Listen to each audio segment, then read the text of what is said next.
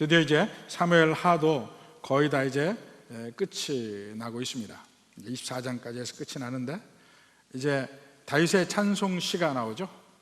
오늘 본 말씀이 바로 다윗의 찬송시, 짤막합니다. 근데 바로 사무엘 상하가 원래 히브리 성경에 없다고 그랬죠. 그냥 사무엘기예요. 또 열왕기 상하도 없고 열왕기입니다. 근데 그 사무엘기 전체에서 보면 제일 앞부분에 한나의 찬송시가 나옵니다.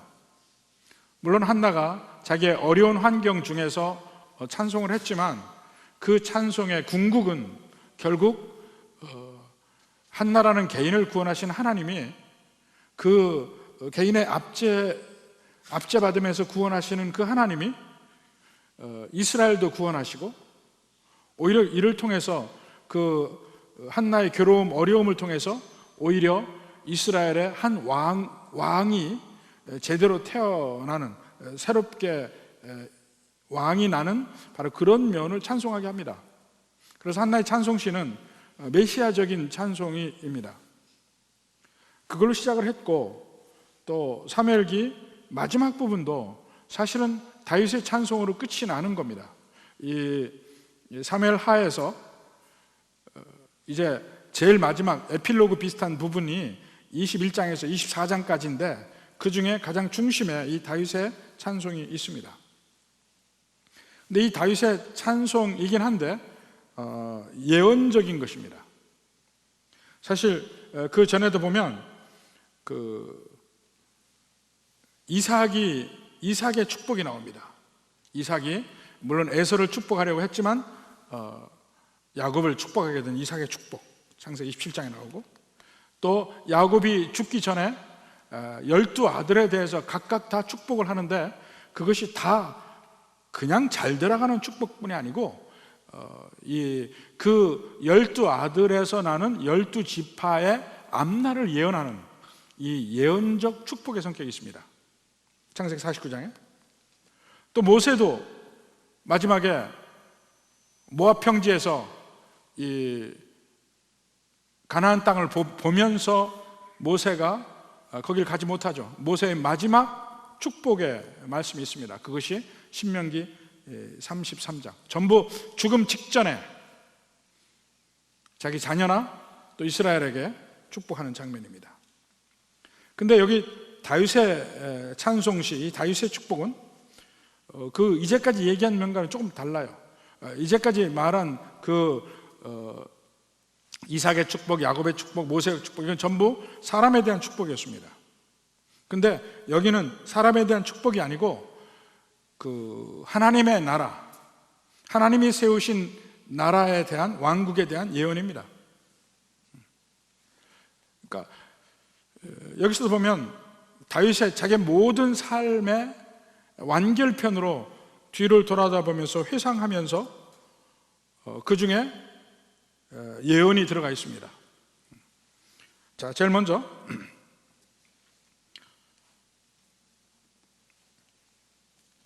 크게 1절에서 5절까지 보고 그 다음에 6절, 7절 나누는데 1절에서 5절도 마치 양쪽에서 무언가 싸고 있는 게 있고 그 가운데 말씀이 있습니다. 이 먼저 싸고 있는 걸 보면 1, 2, 3절 초반부터까지 보면 한번 봅시다. 1절에 보면 이는 다윗의 마지막 말이라. 이새의 아들 다윗이 말하며, 이 다윗이 말하며 라고 되어 있는데 원 성경에 보면 다윗의 선포다 아니면 다윗의 예언이다, 이걸 주로 오러클이라고 하는데 그 오러클이라는 게 뭐냐면 선지자들이 선포할 때 그 선지자의 말을 오러클이라고 합니다. 근데 여기서도 마치 다윗이 선지자처럼 앞날의 일에 대해서 선포하는 것입니다. 다윗의 선포다, 다윗의 마지막 말이다, 다윗의 선포다. 그 다음에 높이 세워진 자, 야곱의 하나님께로부터 기름 부음 받은 자, 이스라엘의 노래 잘하는 자가 말하노라. 이게 누굽니까? 이게 다윗이에요. 높이 세워진 자, 다윗. 야곱의 하나님께로부터 기름 부음 받은 자, 다윗. 이스라엘의 노래 잘하는 자. 다윗의 노래는 전부 시편에 있습니다. 그가 하프를 틀면서 노래를 했습니다. 목동 시절에 계속해서 바로 그런 면이 나옵니다. 그러니까 다윗의 얘기다, 다윗의 얘기다, 이것이 여러 번 반복이 돼서 말하고 있습니다. 자, 근데 앞에도 다윗이 말하며 라는 것이 다윗의 예언적 선포다라는 말이라고 그랬죠. 2절에 보면 또 말이 나옵니다. 여호와의 영이 나를 통하여 말씀하시며 그의 말씀이 내 혀에 있도다. 다시 한번 다윗이 자기가 하는 말이 아니고 하나님의 영이 나를 통해서 말씀하시는 것이다. 이 성경 전체가 그렇죠. 모든 성경은 하나님의 감동으로 된 것으로, 하나님의 영이 말하게 함으로써 말을 합니다. 히브리서 1장 1절에도 보면 영을 통하여서 말씀을 하십니다. 그래서 그가 말을 한다는 얘기예요. 그러니까 지금 이야기하는 이 내용은 1절에서는 다윗이 말한다 해놓고 그 다윗이 어떻게 말하느냐, 하나님의 영을 통해서 말을 한다, 이렇게 말하고 있습니다. 그리고 3절 초반부까지 이스라엘의 하나님이 말씀하시며, 계속, 그러니까 다윗이 말한다 해놓고 여호와 영을 통해서 말하는 것이다. 다시 한번 이스라엘의 하나님이 말씀하신다. 그러니까 눈에 보이게는 다윗이 하는 말인데 그게 사실은 여호와 하나님이 하시는 말씀이다. 이것을 단계적으로 이야기해 나가고 있습니다. 그래서 자기가 이야기하지만 하나님의 말씀이라는 사실을 계속 몇 번에 걸쳐서 반복적으로 이야기하고 있습니다. 왜 그럴까요? 미국의 어느 설교자가, 젊은 설교자가 이제 교회에서 강대상에 섰습니다. 작은 교회였어요. 하나님의 말씀을 막 선포하려고 청운을 뗐습니다. Behold, I am coming. 보라, 내가 올지어다 하는 말을 했습니다. 근데 그 말을 하고 나니까 아무 생각이 안 나요. 아무 생각이 안 나. 그래서 다시 한번 Behold, I am coming 하고 얘기했습니다. 또 생각이 안 나. 좀 더 적극적으로 얘기하기 위해서 좀 더 성도들에게 가까이 가면서 Behold, I am coming. 보라, 내가 올지어다. 이게 세 번째 이야기하는데 너무 이분이 적극적으로 이야기를 하다 보니까 앞에 강대상이 무너지고 앞으로 꼬꾸라지고 말았어요. 꼬꾸라지는데 강대상도 앞으로 넘어졌고 그 설교자도 앞으로 뒹굴었는데 우연찮게 그 앞에 앉아있는 여자분의 무릎에 엎치게 됐습니다. 그래서 심심하게 사과를 하고 죄송합니다 하니까 그 여자분이 하는 말이 아닙니다. 오시겠다고 3번씩이나 얘기했는데 준비를 못해서 죄송합니다.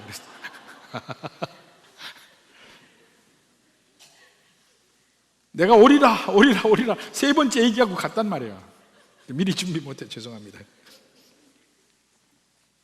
3번씩 얘기하면 준비를 해야죠. 다윗이 1절, 2절, 3절에서 계속 얘기를 했어요. 다윗이 하는 말이다. 다윗이 누군지 아느냐? 높이 세워진 자, 야곱이 하나님께로부터 기름 부음 받은 자, 이스라엘의 노래 잘하는 자, 곧 내가 말하노라. 그런데 내가 말하는 게 아니고 여호와의 영이 나를 통해서 말씀하시는 것이다. 그의 말씀이 내 혀에 있도다. 그러면서 마지막에 이스라엘 하나님이 말씀하시며 3번을 계속 얘기합니다. 반복. 내 말이 아니다. 또 말하고자 하는 내용이 사실 3절 후반부부터 4절까지 있습니다. 그게 이제 가장 핵심적인 내용인데 그 다음에 5절에도 다시 그 한 말이 얼마나 확실한가 하는 걸 또 얘기해요. 5절에 봅시다. 내 집이 하나님 앞에 이같이 아니하냐? 하나님이 나와 더불어 영원한 언약을 세우사, 영원한 언약을 세웠다 이겁니다. 만사에 구비하고 견고하게 하셨으니 나의 모든 구원과 나의 모든 소원이 어찌 이루지 아니하시랴. 다 이루어진다 이겁니다. 하나님이 말씀하신 거 다 이루어진다. 확실하게 이루어진다. 이 얘기입니다. 근데 지금 얘기하고 있을 때 그 다윗의 말에 원래 출발점 어디냐면 바로 사무엘하 7장 12절에서 16절까지 하나님이 다윗에게 한 언약이 있잖아요. 하나님이 다윗에게 한 언약. 내가 너를 축복하고 너와 내 후손에게 영원한 나라를 주리라. 내가 내 집을 세운다. 하나님이 다윗에게 한 언약이 있습니다. 근데 다윗의 마지막 죽기 전에 그걸 상기합니다. 하나님은 내게 그 약속의 말씀을 주셨고 그 약속의 말씀이 확실히 이루어지리라. 그게 5절의 말씀이에요.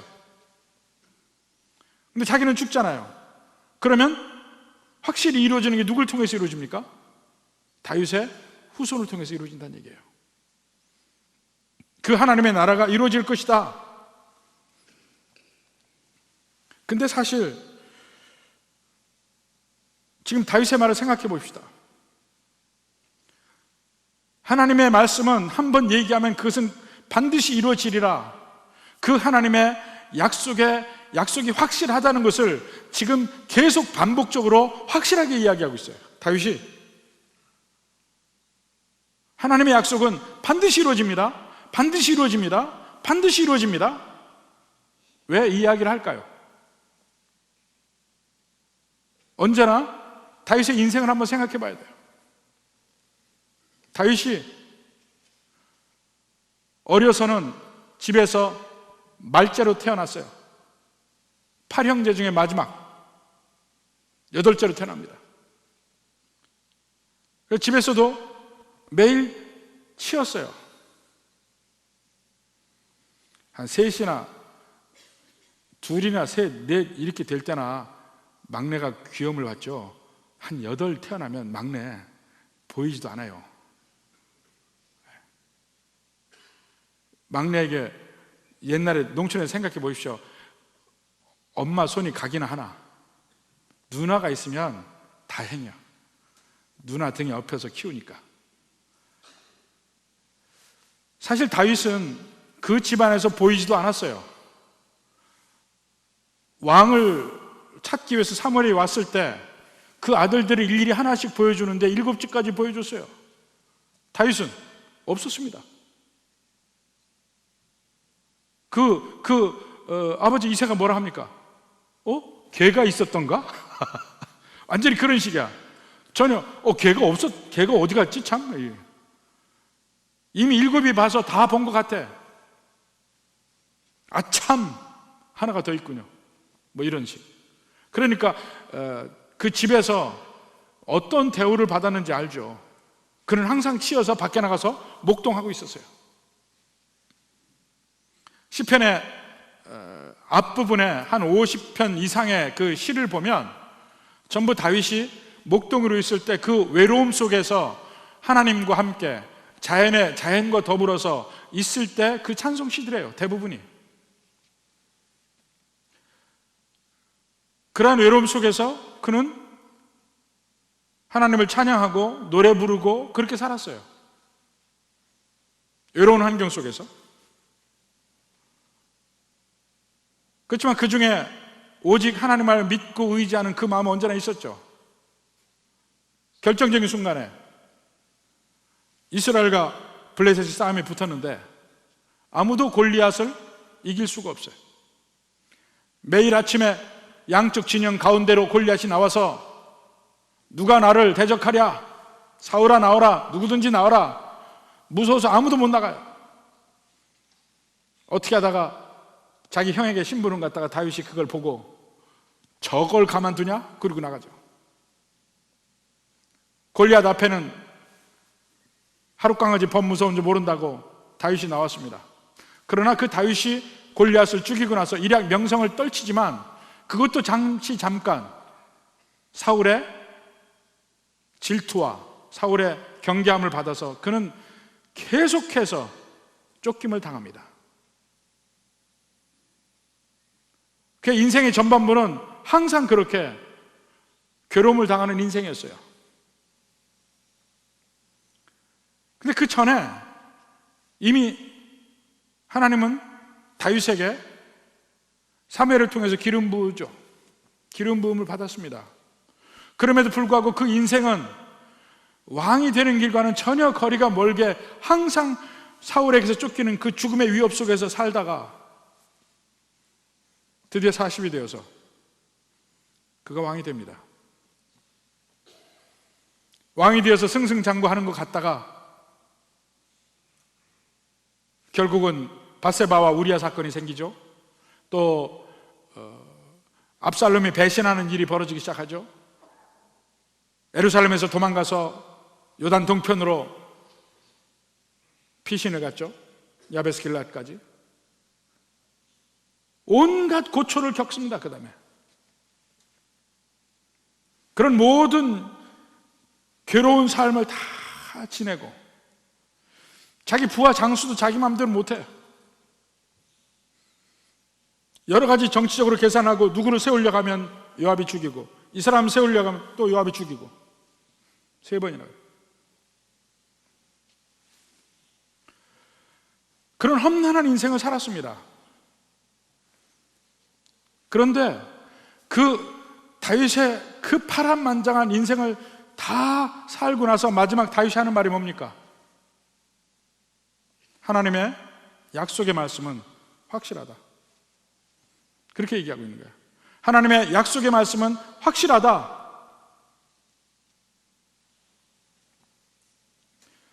우리의 인생길이 여러 가지로 굴곡진 인생을 삽니다. 우리의 환경을 보면 내가 무슨 하나님의 축복을 받은 사람인가 하고 느낄 수도 있어요. 근데 다윗은 여기서 얘기합니다. 그 인생길에 아니면 이스라엘의 나라의 그 역사에서 온갖 뒤틀림과 반전 모든 이런 것들 다 볼 필요 없다 이겁니다. 다윗의 한 개인의 인생도 그렇지만 하나님이 세운 이스라엘이라는 나라도 태동은 아브라함에게서 태동이 되었죠. 내가 너로 큰 민족을 이루게 하겠다. 이 가나안 땅을 주겠다. 그 하나님의 약속이 있는데 그 중간에 별별 일이 다 벌어집니다. 아브라함 개인의 삶에서도 사라가 없어질 뻔한 사건이 2번이나 일어나고 야곱에게 있어서도 하나님이 요셉을 통하지 않았더라면 그 가나안 땅에서 없어질 지경이었어요. 그 가나안 땅에서 기근에 맞아 죽을 지경이었어요. 근데 하나님이 교묘하게 그를 살리시고 애굽에서 400년 동안 온갖 고초와 멸시를 당하면서 노예 생활을 하죠. 400년 만에 마침내 하나님이 구원하시는데 또 구원하시는 그 광야길 40년도 얼마나 파란만장합니까? 그런 모든 과정을 거쳐서 가나안 땅에 들어가긴 해요. 들어가도 끊임없이 이스라엘 백성들은 범죄하고 사사기가 나와요.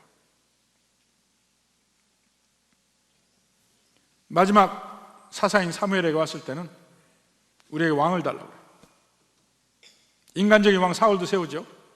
마침내 하나님이 세우는 다윗을 세워서 약속을 주십니다. 그 이스라엘이 온 그 과정들을 보면 계속해서 이스라엘을 이끄는 리더를 하나님이 세우지만 그 리더들이 전부 인간적으로 부족해. 근데 다윗에게 하나님이 언약을 맺으시는 걸 보면 너와 내 후손에게 영원한 집을 허락하리라, 영원한 왕국을 내게 허락하리라 약속을 주십니다. 근데 다윗이 그 왕국이 어떻게 이루어지는지는 모르겠는데 여하튼 엄청나게 여러 가지 환난의 일을 겪으면서 다윗이 다시 한번 고백합니다. 하나님의 말씀은 확실하다. 반드시 그 일은 이루어지리라. 우리의 삶에서도 마찬가지예요. 우리가 사는 인생도 주변을 바라보면 온갖 불의와 온갖 혼돈과 불안과 불확실성이 우리의 환경입니다. 여기서 뭐 보이는 게 없습니다. 그럼에도 불구하고 다윗이 이야기하는 것은 뭐냐면 그 모든 것 보지 마라. 여러분이 이제까지 왔던 그 다사다난했던 인생길도 보지 마라. 결국은 우리가 마지막 가는 곳은 확실하니까. 무엇을 보느냐? 하나님은 약속하셨으면 그 약속의 말씀 반드시 이루니까 걱정하지 말라. 매일매일 우리 삶에서는 그 약속이 이루어질지 우리는 모릅니다. 우리는 확신할 수 없습니다. 우리의 환경을 보면. 그런데 다윗은 그거 보지 말아야 합니다.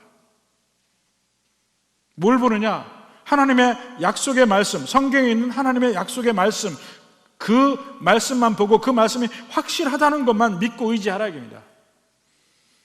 그럼 우리 매일매일 가는 길이 이 길이 아닌데 하고 느낄 수 있겠지만 걱정 말아야 합니다. 결국은 그 길로 가니까. 이게 다윗이 하는 말이에요. 그럼 그가 가장 확정적으로 보는 그 내용은 무엇이냐면 그 3절 후반부부터 4절까지 말씀입니다. 하나님의 나라는, 하나님의 왕국은 반드시 임할 것인데 그 왕국은 정말 좋은 나라다 하는 겁니다. 보십시오.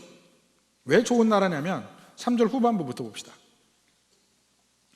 이스라엘의 반석이 내게 이르시기를 사람을 공의로 다스리는 자, 하나님을 경외함으로 다스리는 자여. 자, 사람을 공의로 다스리는 자, 하나님을 경외함으로 다스리는 자여. 이게 누구냐면 이게 앞으로 올 메시아입니다. 기름 부음 받을 자.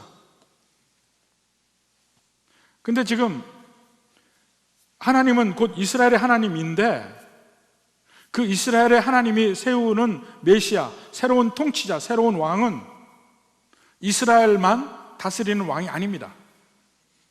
거기 보면 뭐라고 되어 있어요? 사람을 공의로 다스리는 자. 이걸 좀 더 이해하기 쉽게 얘기하면 모든 인류를 공의로 다스리는 자라는 표현이에요. 그냥 사람이 아니고 그냥 이스라엘이 아니고 모든 인류를 공의로 다스리는 자. 온 땅을 다스린단 말입니다. 이스라엘만이 아닙니다. 그는 공의로운 사람이고 여호와를 경외하는 사람이라. 그러면 그가 그렇게 공의로 다스리고 여호와를 경외함으로 다스리게 되면 어떤 일이 일어나냐면 4절에 나와요. 그는 돋는 해의 아침빛 같고 구름 없는 아침 같고 비 내린 후의 광선으로 땅에서 음이 돋는 새풀 같으니라. 그가 이런 사람이고 그가 가는 곳에는 이런 일이 벌어진다는 거예요. 근데 거기 나오는 단어들 하나 봅시다. 어떤 단어들이에요? 아침빛, 아침, 또 태양 광선, 비, 풀, 이 모든 것이 다 새로움을 상징하고 희망을 상징하고 새로운 생명을 상징하고 바로 그렇다는 겁니다. 그가 다스릴 때 그는 소망의 상징이고 그가 다스리는 나라는 소망으로 넘치고 생명으로 넘치고 마치 아침에 햇빛이 비치듯이 비온 뒤에 갠 아침빛인 것처럼 그렇게 보인다는 겁니다. 그 나라가.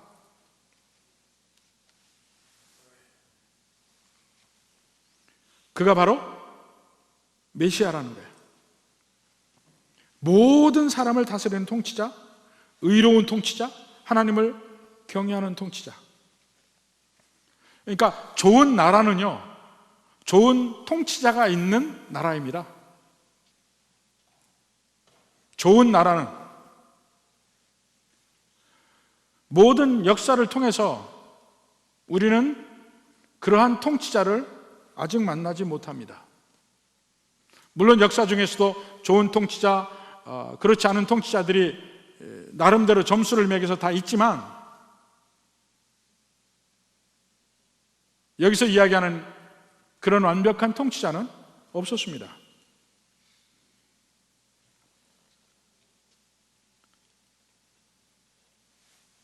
역사적으로 그야말로 19세기까지도 왕이 다스리는 수없이 많은 나라들이 강압적이었고 부패했고 부도덕했고 소수만의 이익을 위해서 존재하는 그런 나라였고,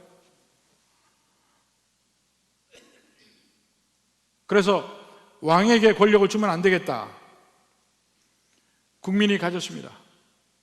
근데 국민이 그 권력을 가질 때 그 나라가 어떻게 되었느냐?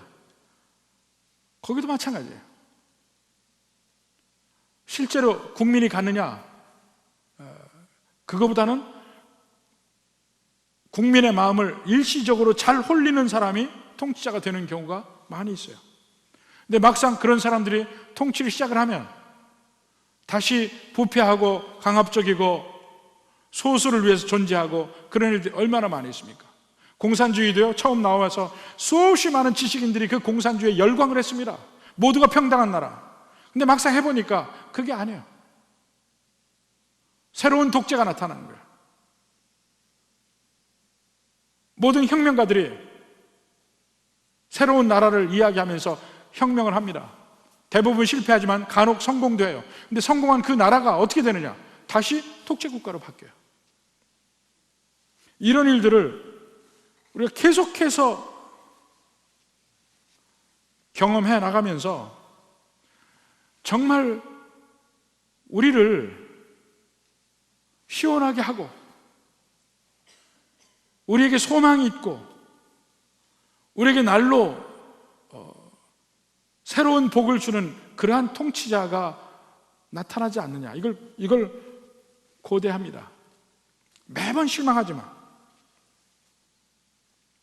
근데 하나님은 우리에게 그러한 나라를 약속하시는데 그러한 나라가 어떻게 이루어지냐면 바로 그러한 통치자, 의로운 통치자, 하나님을 경외하는 통치자, 그를 통해서 하나님이 그러한 나라를 이루어 주신다는 약속이에요. 이 약속의 말씀을 위해서 앞에서 뒤에서 계속해서 하나님의 약속은 확실하다 이거예요. 그 나라를 주겠다 이거예요. 그리고 마지막에 6절 7절에 하는 얘기는 그 나라는 오직 하나님을 경외하는 그 백성들만을 위한 나라이다 이겁니다. 오직 그 백성들만을 위한 나라이다. 6절 7절 한번 봅시다. 그러나 사악한 자는 다 내버려질 가시나무 같으니 이는 손으로 잡을 수 없음이로다. 그것들을 만지는 자는 철과 창자루를 가져야 하리니 그것들이 당장에 불살리리로다 하니라. 하나님이 이러한 나라를 약속하는데요, 모두 다 그런 나라를 원하는 건 아니에요. 공의가 세워진 나라, 잘못된 건 반드시 고쳐지는 나라, 누가 누구를 압제하면 그건 반드시 되갚아야 되는 나라, 그런 나라를 다 원하는 건 아니라 이겁니다. 누가 원치 않느냐?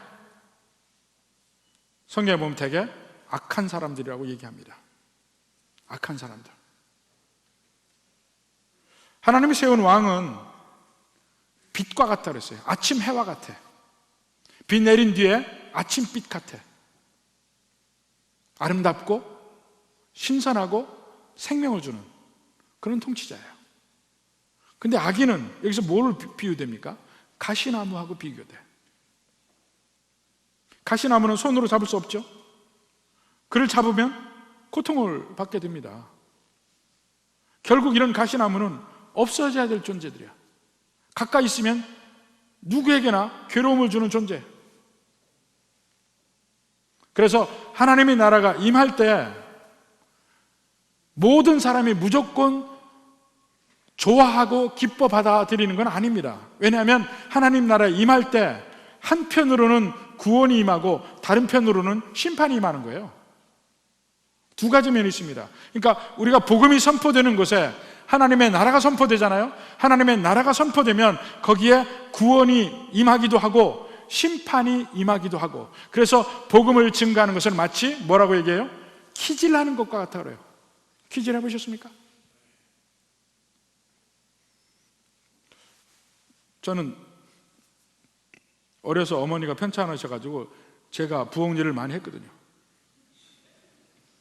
그래서 시장도 언제나 제가 받고, 쌀도 옛날에는 가마니로 쌀을 들여놓잖아요.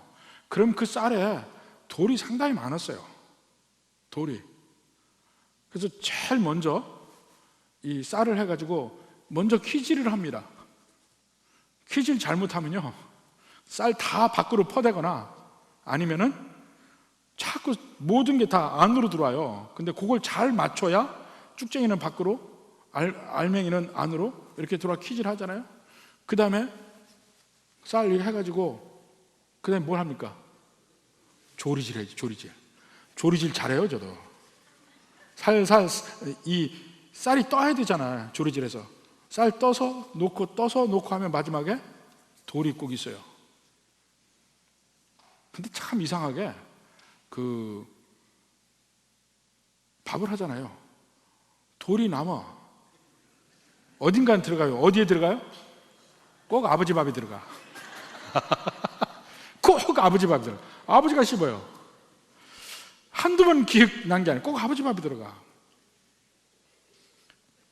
근데 그 키질이 복음이 마치 키질하고 비슷해요. 복음이 선포되기 전에는 그냥 0이야, 0. 근데 복음이 선포되면 복음을 받아들인 사람은 더 하나님 나라로 더 가까이 가게 되고, 복음을 거부하는 사람은 하나님 나라에서 더 멀어집니다. 복음 자체가 심판하는 효과가 있어요. 복음이 꼭 모든 사람에게 좋은 건 아니에요. 그래서 복음은 항상 양날의 검이라고 이야기합니다. 하나님 나라가 임하는 것도, 여기서는 지금 다윗이 시큰 그 소망으로 이거 확실하다, 그러니까 이 소망을 잡으라고 이스라엘 백성들에게 이야기하는데, 마지막에 그 소망의 나라에 반드시 있는 게 뭐냐? 악인의 심판이 꼭 있어요. 악인의 심판이 없으면 그 나라에 진짜 소망이 있는 거 아니야. 이 의로 다스리는 이 나라에 적합하지 않은 사람들에게는 오직 심판만이 남아 있습니다. 마태복음 13장 41절 봅시다. 인자가 그 천사들을 보내리니, 복음서에 나오는 인자라는 말은 비록 말 자체는 인자, Son of Man이지만 예수님의 인간 되심을 말하는 용어가 아닙니다. 오히려 그 Son of Man, 그 인자라는 말은 예수님의 심판주, 하나님 되심을 말하는 용어예요. 다니엘서 7장에 인자 같은 이가 이 세상을 심판하러 구름 타고 오시면서 바로 그 인자를 예수님이 인용해서 쓴 겁니다. 인자가 그 천사들을 보내리니, 여기도 인자가 심판주로 나타나죠. 그들이 그 나라에서 모든 넘어지게 하는 것과 불법을 행하는 자들을 거두어내어 풀무불에 던져 넣으리니 거기서 울며 이를 갈게 되리라. 울며 이를 갈게 된다. 바깥 어둠이라고 얘기했는데 여기서는 풀무불에 던져 넣는다. 마지막 심판에 대해서 이야기를 하죠. 세례 요한은 이미 예수님이 그 나라를 시작했다고 이야기해요. 마태복음 3장 11절 12절 한번 봅시다. 나는 너희로 회개하기 위하여 물로 세례를 베풀거니와 내 뒤에 오시는 이는, 예수님이죠, 내 뒤에 오시는 이는 나보다 능력이 많으시니 나는 그의 신을 들기도 감당하지 못하겠노라. 그는 성령과 불로 너에게 세례를 베푸실 것이요, 그 다음에 예수님이 뭘 하냐면 손에 키를 들고 자기의 타작 마당을 정하게 하사, 이 정하게는 정결하게 하다는 말이에요. 정하게 하사 알곡은 모아 곡간에 들이고 쭉정이는 꺼지지 않은 불에 태우시리라. 예수님도 키질하죠. 옛날에 저만 키질한 게 아니라 예수님도 키질한단 말입니다. 쭉정이와 알곡으로 나눈다. 복음이 증거될 때마다 예수님의 키질이 나타나는 거예요. 여러분은 밖에 있습니까? 안에 있습니까? 안에 있어야죠. 세례 요한이 이미 예수님이 심판주라는 걸 얘기하고 있어요. 그러니까 하나님의 나라는요, 특징이 뭐냐? 그 나라는 정말 좋은 나라, 생명 있는 나라입니다. 근데 그 나라는 경계가 있어요. 안과 밖이 분명한 경계가 있는 그런 나라라는 거예요. 악인은 밖에 있다니까요. 그러니까 하나님의 나라는 배타적인 면이 있습니다. 오늘날에 보통 이야기하는 즐겨 정치권이나 사회에서 이야기하는 그 말과는 전혀 다른 얘기예요. 오늘 제일 많이 이야기되는 내용이 뭡니까? 포용과 화합이에요. 언뜻 보면 굉장히 좋은 말 같아. 포용과 화합. 이 무조건적인 포용과 화합은요, 우리 기독교와는 안 맞습니다. 우리가 하나님의 진리와는 맞지 않는다 이거예요. 하나님의 진리에는 정확한 선이 있습니다. 우리가 지켜야 될 선이 있어요. 그 밖으로 나가면 안 돼. 그 선 안에 있어야 돼. 근데 세상은 뭐라 합니까? 선 없애라 이거예요. 차별하지 말라. 하나님은 분명히 차별하십니다. 죄인과 악인, 의인 차별해요. 믿는 사람과 믿지 않는 사람 차별합니다.